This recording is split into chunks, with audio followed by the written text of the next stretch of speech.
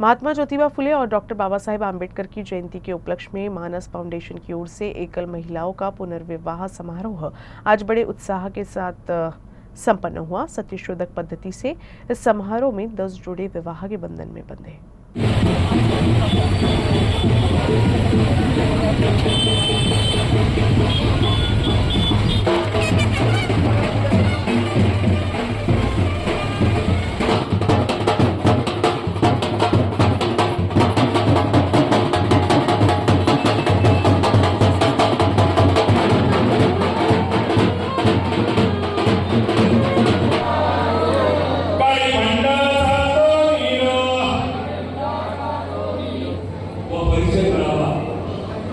मला मनापासून आनंद वाटतो।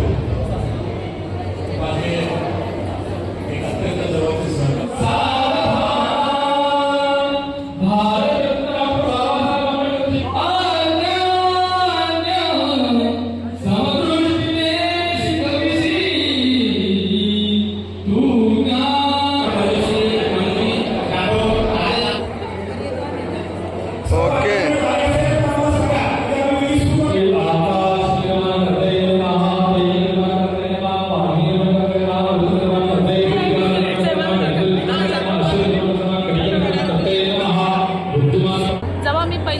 विधवा महिला परिषद झाली त्या कार्यक्रमाला माझ्या सोबतच्या महिलांनी मला नेलं की तू घाबरू नको सर, तुम्हाला काही ना काही तुझ्या हाताला रोजगार उत्पन्न करून देतील असं म्हणून मी त्या म्हणजे गेलेली होती त्या कार्यक्रमाला।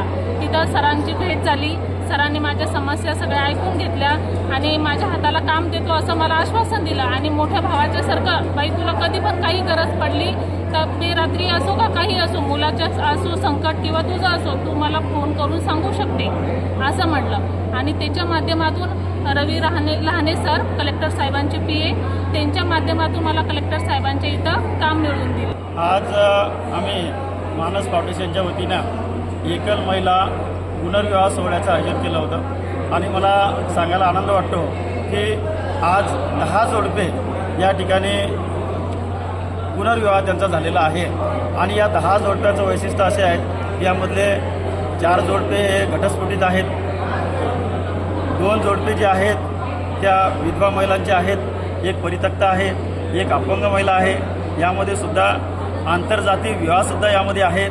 म्हणजे या ठिकाणी आंतरजाती विवाह घडून आणला, या ठिकाणी अपंगाचा विवाह घडून आणला, या ठिकाणी ज्यांचं वय 50 वर्षापेक्षा जास्त झालं आहे अशा लोकांचा सुद्धा या ठिकाणी विवाह घडून आणला। मला मानस फाउंडेशनने जे सत्यशोधक पद्धतीने लग्न करून लावून दिलं त्याच्याबद्दल मी त्यांचा खूप आभारी आहे आणि खूप चांगलं वाटलं। जी पद्धत आहे ती एक नवीन पद्धत आहे आणि पुनर्विवाह लावून द्यायचा। मी घटस्फोटीत आहे, माझी पहिली पत्नी मी घटस्फोट करून आलेलं आहे, तर त्या हिशोबाने मी एकटा होतो आणि मला मानस फाउंडेशनने यांना शोधून दिलं आणि त्या पद्धतीने मग आम्ही एकत्र आलो आणि हा आज विवाह पार पाडलेला आहे।